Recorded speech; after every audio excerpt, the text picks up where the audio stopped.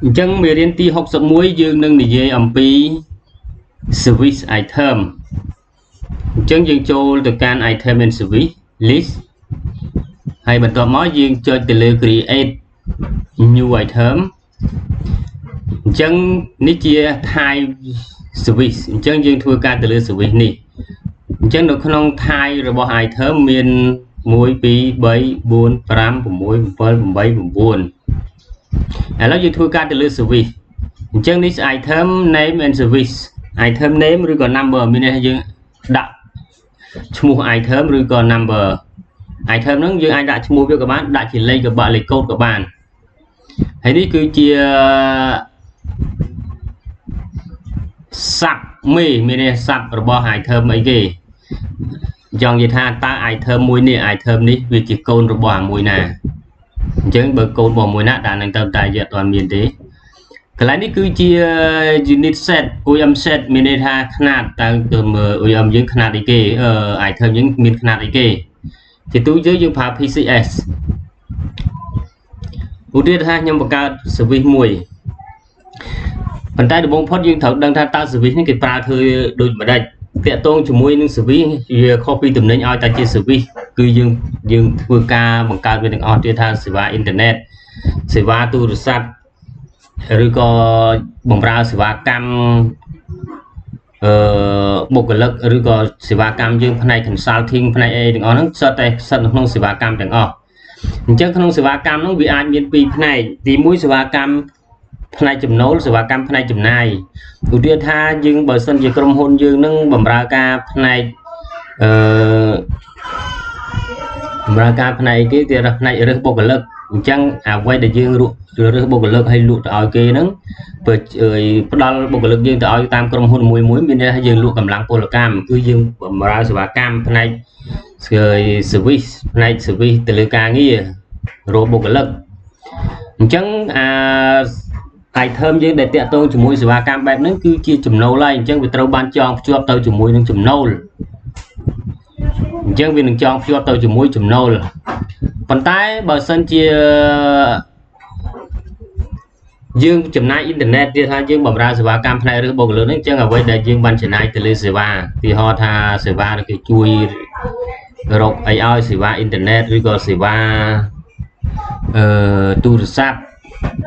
ឬក៏សេវា commission អីផ្សេងទៀតហ្នឹងដែលតាក់ទងនឹងចំណាយហ្នឹងគឺយើងចងភ្ជាប់ទៅជាមួយ account ចំណាយនិយាយរួមសេវារបស់យើងមានពីរផ្នែកសេវាយើងអាចជាចំណូលយើងបង្កើតសេវាមកប្រភេទចំណូលយើងត្រូវចងភ្ជាប់ account មួយយើងត្រូវចងភ្ជាប់ item ហ្នឹងទៅជាមួយ account ចំណូលហើយបើសិនជាសេវារបស់យើងហ្នឹងជាចំណាយយើងត្រូវចងភ្ជាប់ទៅ account ចំណាយតែពីរហ្នឹងឯងចឹងបើចំណូលចងភ្ជាប់ចំណូលចំណាយចងភ្ជាប់ចំណាយចំពោះសេវាកម្មរបស់យើងហ្នឹងអញ្ចឹងតើតើនឹងការបង្កើត account ចំណូលចំណាយគឺយើងបានដឹងរួចមកហើយពីការបង្កើត account ក្នុងចំណូលចំណាយថាតើយើងបង្មាន account ចំណូលយើងប្រភេទណាខ្លះឥឡូវនេះយើងពិនិត្យមើល account ចំណូលរបស់យើងមានអីខ្លះមាន set stock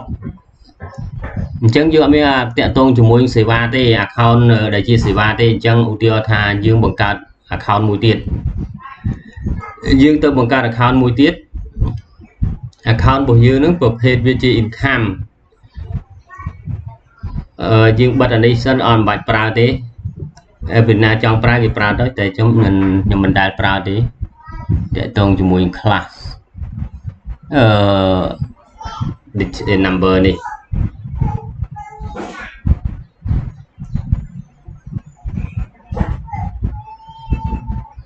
ចឹងខ្ញុំចូលមកនេះម្ដងទៀត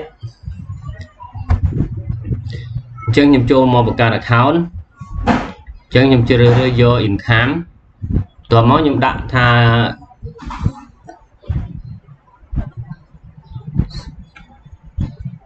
consulting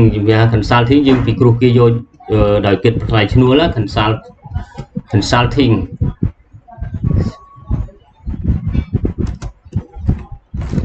consulting service អញ្ចឹងយើង account នេះជា account ចំណូលអញ្ចឹងខ្លះវាយកអីដាក់ service អីគេទៀត consulting service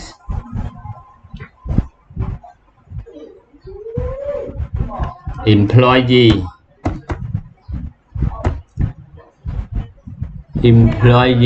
service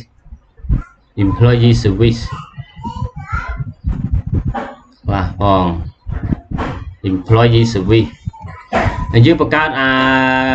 account ចំណាយមួយទៀតយើងចំណាយទៅលើអីគេខ្លះឧទាហរណ៍ថា internet expense ហ្នឹងជាសេវា internet expense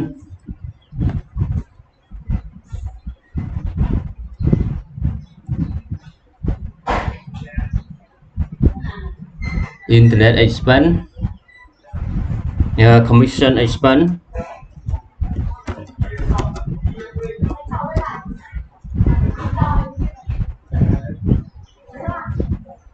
ឧទាហរណ៍យើងបង្កើតពីរនឹងសិនអញ្ចឹងយើងចូលទៅកន្លែង item and service របស់យើងវិញអញ្ចឹងយើងបង្កើត service របស់យើងមកឧទាហរណ៍ថា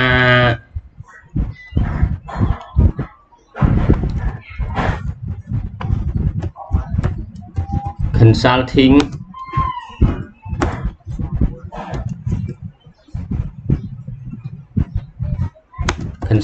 income អញ្ចឹងទៅអញ្ចឹងយើងត្រូវចងភ្ជាប់ទៅកាន់ consulting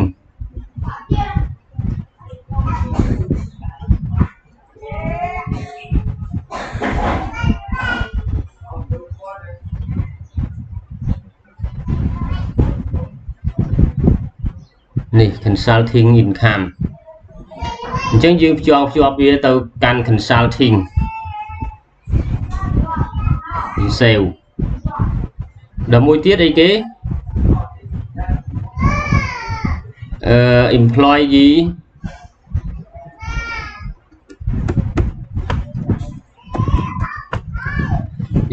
income យើងត្រូវចងភ្ជាប់វាទៅកាន់ employee service ប្រភេទវាជា income ហើយយើង sale មួយទៀតអីគេ internet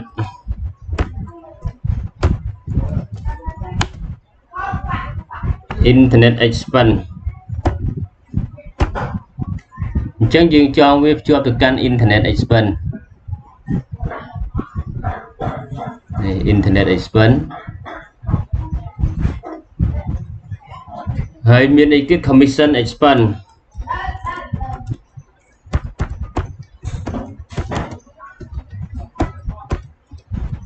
អញ្ចឹងយើងចងភ្ជាប់ទៅកាន់ commission expense ដែរ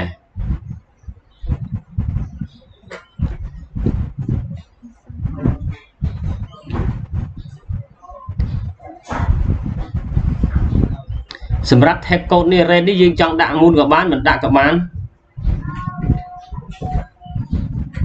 ជាទូទៅយើងដាក់វាទៅស្រួលពេលពេលយើងចូលប្រតិបត្តិការយើងគង់តែមានការផ្លាស់ប្ដូរ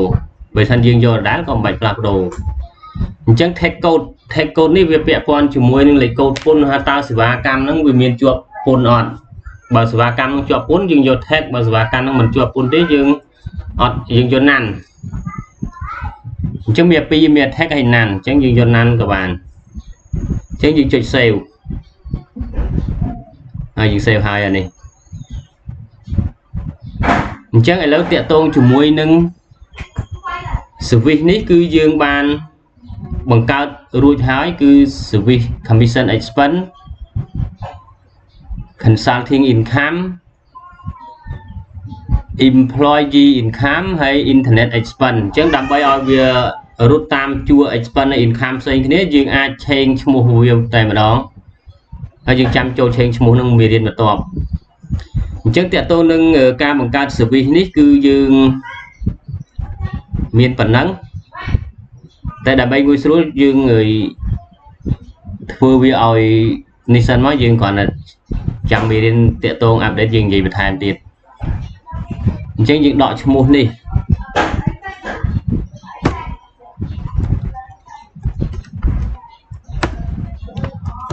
យើងដាក់ expense នៅខាងហើយបន្ទាប់មក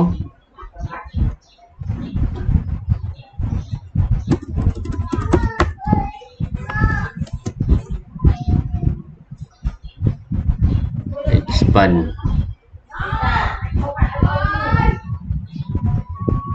ដល់ពេល income នេះយើងដក income នៅមុខដែរមកប៉ុន្តែហ្នឹងយើងប្រើអោកមួយទៀត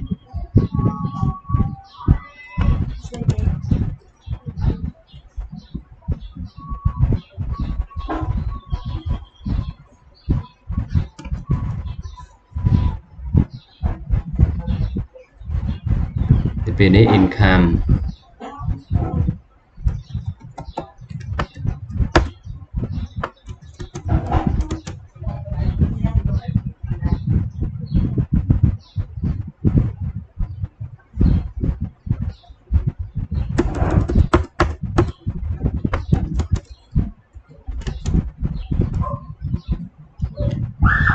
អញ្ចឹងយើងដាក់ expense នៅពីមុខចេះមកអញ្ចឹងអាណា expense វារត់ខាង expense ទាំងអស់ income រត់ខាង income ទាំងអស់កុំឲ្យយើងពិបាកមើលអញ្ចឹងតាក់ទងជាមួយនឹងការបង្កើតសេវាគឺយើងមានប៉ុណ្ណឹង